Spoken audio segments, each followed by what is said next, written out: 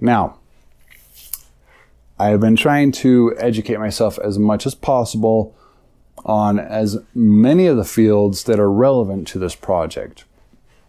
So, I've been taking several online courses, one of them being behavioral economics. It's a course by Professor Scott Huettel. I don't know if any of you know who that is, but it is from the Great Courses. I always forget. Is it the Greatest Courses? I think it's just the Great Courses. The Great Courses Plus website. So I've been taking notes, and I'm about halfway through with a course, and I want to highlight a couple of points that is, I don't know, coincidentally very, very relevant to this 4-part series. So Professor Huettel talks about a philosopher, 18th and 19th century philosopher named Jeremy Bentham, English philosopher. And he proposed that pain and pleasure are the two central motivators that really, can't remember the quote he used, that they are our masters or something like that.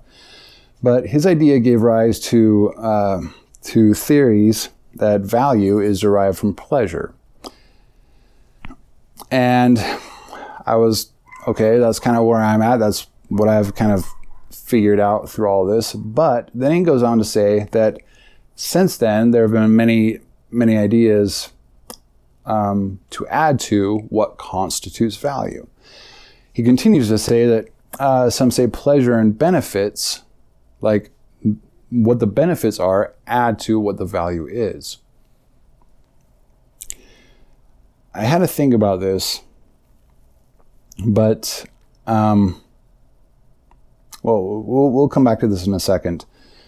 Others still define value as adaptive fitness, or more or less, if it allows you to pass on your genes, then it has value, right? Okay. Well, Professor Huettel argues that pleasure and benefits are still not the only factors that come into play when we're talking about value. So we'll get into this in one second, but I would like to counter some of his arguments really quickly, if I may. So far, his course has been super enlightening and interesting, but on this one particular topic, this is my counter. Okay, this is my counter argument to this. If you recall, in the last episode, I stated that value is directly proportional to sentiment, not pleasure. I think there's a difference between pleasure and sentiment. And, well, obviously there's a difference between pleasure and sentiment. But I think with Jeremy Bentham's argument, with his, proclamation that pleasure and pain are kind of like the fundamental gods behind what we attribute value to, I think that sort of kind of took the mentality and the philosophy of what value is down that road and kind of left sentiment in the dust. Even though sentiment encompasses pleasure, it's not, solely restricted to what pleasure is. Sentiment can be any number of emotions and feelings and sensations. He also said that any one thing's benefit plays a part in its value. But let's dissect that really quickly, if you don't mind. Why do we seek things for their benefit? Like, what is the driving force that gets us to seek something for its benefit? And that can be reduced to the fact that it makes us feel a certain way. if I know I eat that salad, if I'm not in the mood for salads, but I know salads are good for me, if I want an ice cream instead, but I dig into that salad anyway and eat it, it's still going to make me feel good because I know I'm doing something that's good for me. I know I'm doing something that's beneficial for me. And that still induces a feeling of like I did something that's good for me, a feeling of, I don't know, that it has been fulfilled. I've done something that's good for me. It's I wouldn't call it pleasure exactly, but I have done something that's good for me and it makes me feel good, right? It makes me feel fulfilled in that kind of respect of that dimension of what health value is, I guess.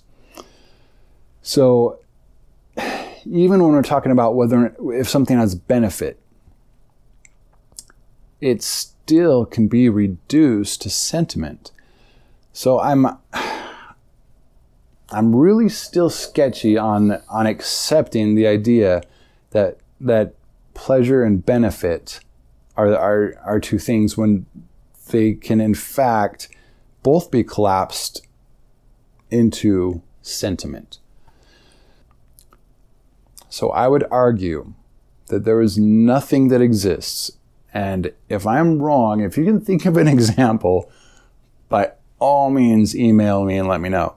But I would argue that there is nothing that exists that has benefit to us that doesn't also induce some feeling, that some sensation that is the core of what gives it value.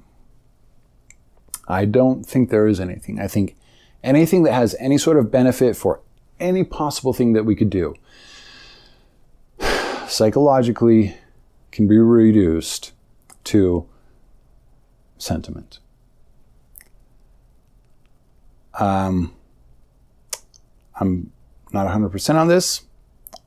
I'm only about halfway through the course, but yeah, I don't think anything like that exists. I don't think there's any such thing, because if we know something is beneficial, it's a function of our cognition. It's our ability to plug that into what we need for completion or proper functioning or whatever the case is, whatever that benefit is applied to.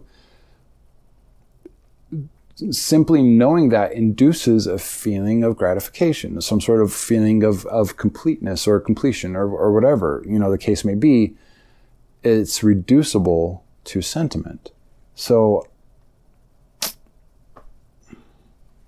yeah, I mean, I could be wrong, but I'm having a hard time with that one. Even in extreme cases. But as an example, somebody's arm gets, mangled and torn off and pulled into a wood chopper or whatever. And he gets it out and it's totally mangled and it's not going to survive. And they say, okay, we're going to have to chop it off. And the best thing for him objectively is that they chop it off. But that's going to hurt, and he's going to lose his appendage, but he's going to keep his life, and he knows that. So even in that kind of like messed up situation, you can still reduce the benefit of that situation or action or whatever to the fact that he knows that it is the best course of action. And that gives him at least some sense of, this is the best way to handle this. Okay, now remember how I said Professor Huettel said that there was still more to what value is, that pleasure and benefit aren't the only drivers? Well, okay. He gets a little into neurology, which, if you don't mind neurology, I love neurology, but he talks about reward-seeking behaviors and the reward pathways in the brain in the ventral tegmental area. And what he begins to talk about is the fact that they have found that neurons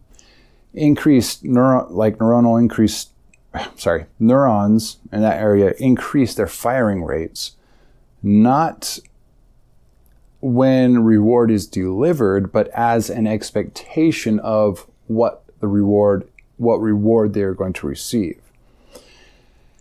So he calls it the reward prediction error, meaning that you can expect a reward and feel that sensation for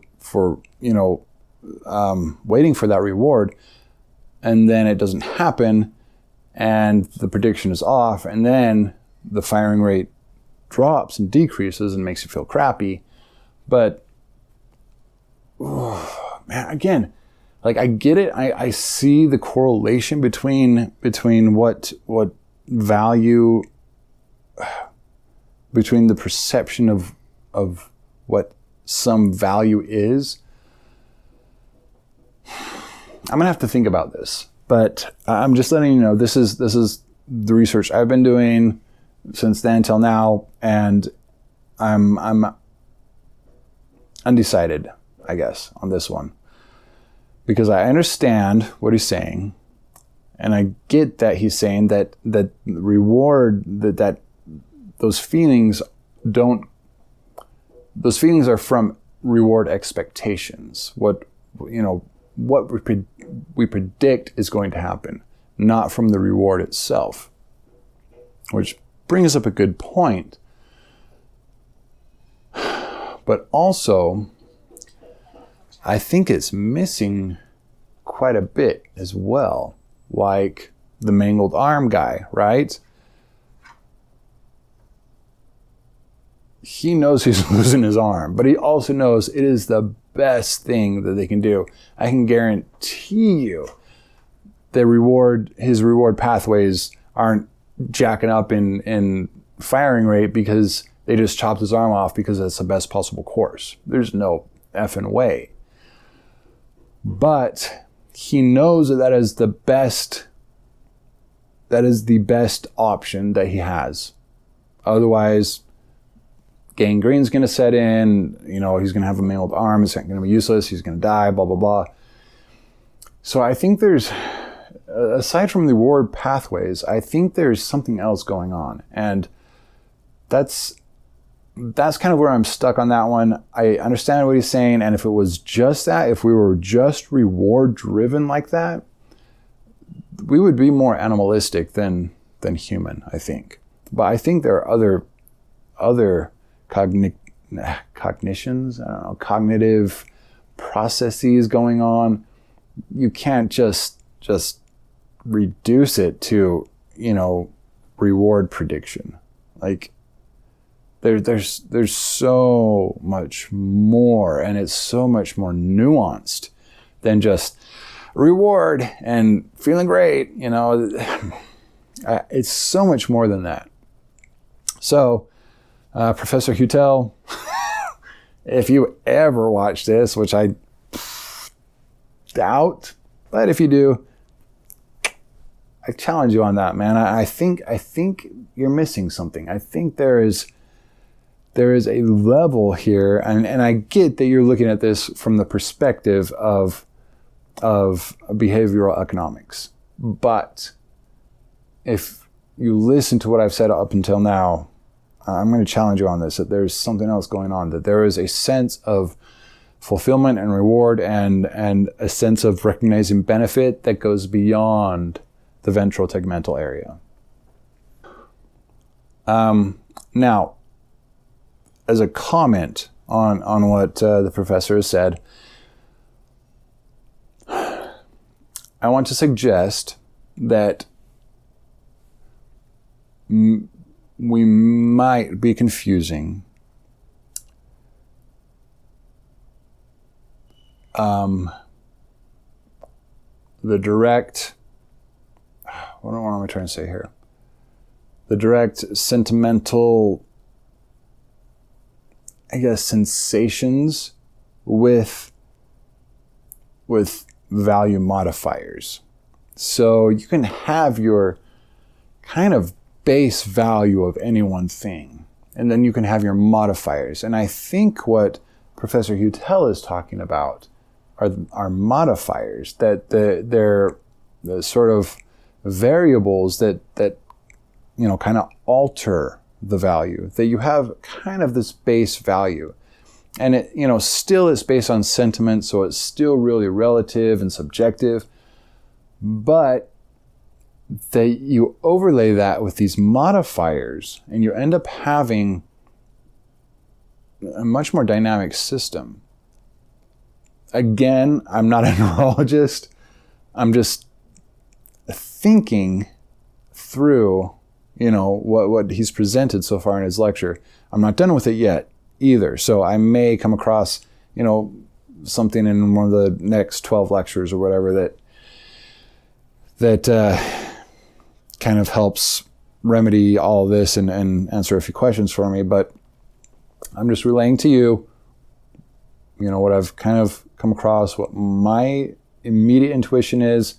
But we'll see. Again, I'm trying to be super open with this because this is a huge project I'm putting my life on my line. So I don't want to get anything wrong. And since I'm doing this solo right now, I need to be really careful with my own biases. Okay, Professor Huettel then goes on to describe prospect theory, which is, again, I think this is a modifier because, man, I don't know. I need to talk to some PhDs because I'm starting to get a little blurry here, but it seems like these would be modifiers because you have prospect theory and you have your two subgenres of prospect theory, right? You have reference dependence and probability weighting or weighing. They say it weighting, but that's so weird to me. I should just call it weighing. Both of which have helped me see things just actually quite a bit more clearly and has really explained a lot of human behavior to me. But still, I don't think these are base valuation, like the basic valuation identifier. I think both of these are modifiers. Anyway, both of these ideas are super fascinating. I highly recommend taking a behavioral economics course if you find a good one or have time. The Huettel's lecture series on the Great Courses Plus is really, really fascinating. Yeah, so I think a lot of the stuff that Professor Huettel has been talking about, like we talked about in the previous episode, right? You have these modifiers. Okay. You have sort of this instantiating system sentiment, right? That kind of like initiates the entire thing, that there is a value to any one system or the product of any one system. And so it's the instantiating sentiment that kind of kickstarts that whole thing. Instead of what we're currently doing, right, which is like this sort of retrospective, sentiment-driven valuation that we do. And it's really an estimate. I mean, it's not even an estimate. It's just this kind of thing. It has real no basis to it. That's why I suggest that we do the valuation, the sentimental valuation, the instantiation first, be preceding the system, and then we can calculate the quantities and quantify different parts of the system. It's the best way to actually get a quantifiable value for any one system's value. But yeah, what he's talking about are modifiers. They've got to be. I mean, I'm going to have to think more about this, but I'm almost sure that everything that he's described are modifiers. I might be wrong. I'm going to have to really finish this course, and I've got to talk to some people about this. I'll get back to everybody about it.